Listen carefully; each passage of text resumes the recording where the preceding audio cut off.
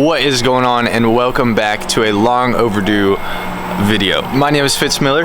This is my 1992 R32 Skyline. Most of you guys already know this, but if you don't, hello and welcome. Tonight I'm dropping off this car to either confirm the rack is dead or confirm the other issue as to why this thing is not steering or driving properly. I have a couple other videos on it, so go check those out as well. I do need to give these battles back to Danny. Actually, they're Danny's girlfriend's wheels, and he was kind enough to let me borrow them and rescue me to get me home on them. I'm getting ready to toss these stocks back on the Skyline, and then we're gonna be dropping off this car this evening. All right, little warning, if you guys don't like bugs, look away now.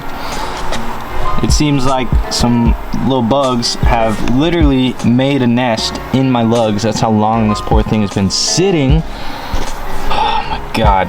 So yeah, dude, that's it's kind of weird, but also kind of cool. I'm gonna finish getting these wheels on. You guys are probably thinking this is a new video because I don't look homeless now, but it's not. We got the wheels back on this. I'm getting ready to drop off Danny's battles as well as Carmelo's battery. Emmy and I are getting ready to go to lunch and dropping off the car once again this evening. So we got the battles. We got the battles dropped off. All good. Next, let's go take Mello his battery. This is just your reminder to listen to your Discover Weekly if you need music. Alright, y'all. Well, here we have it. Mello's battery. Getting ready to toss back in the Skyline, which now runs and drives. When you guys last saw this thing, it did not run or drive or even have the motor in it. Got the motor in like halfway that night, but this thing is gonna come back so soon. I always love coming out to the Mello and Mike compound here. So we got a Z, the 240, a Grom, and then a beautiful slabbed out GS that Mello dailies. Yeah, and no more R6. Ripped the R6, but yeah, I'll show you guys the GS in a minute. But this thing is so cool to finally have running after like a year and a half. 2 years. 2 years, dude. Oh my God. A year and a half of bullshit. All right, so out front we got Mello's GS and then the Teggy, which is gonna be turned into a truck. This is lowered on some D2s, so if anybody out there needs D2s, hit me up, email down below. We'll get you hooked up. But yeah, y'all, it's so cool to see this car running as well as the Skyline after like a couple years of neither of them running. So we will definitely be coming back to Mello's and Mike's in the future to hang out. It is time to go drop off the Skyline. Let's do it. We are back at the house.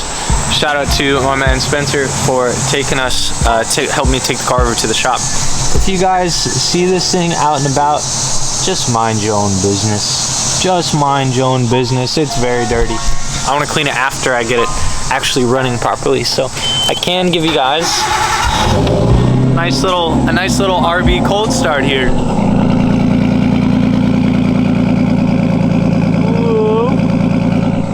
I'm gonna let it warm up just a little bit, and then we'll be taking it over to the shop.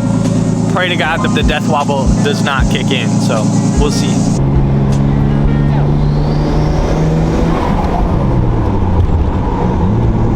It's still definitely a little scary, but fingers crossed that it could possibly just be the inner tie rod.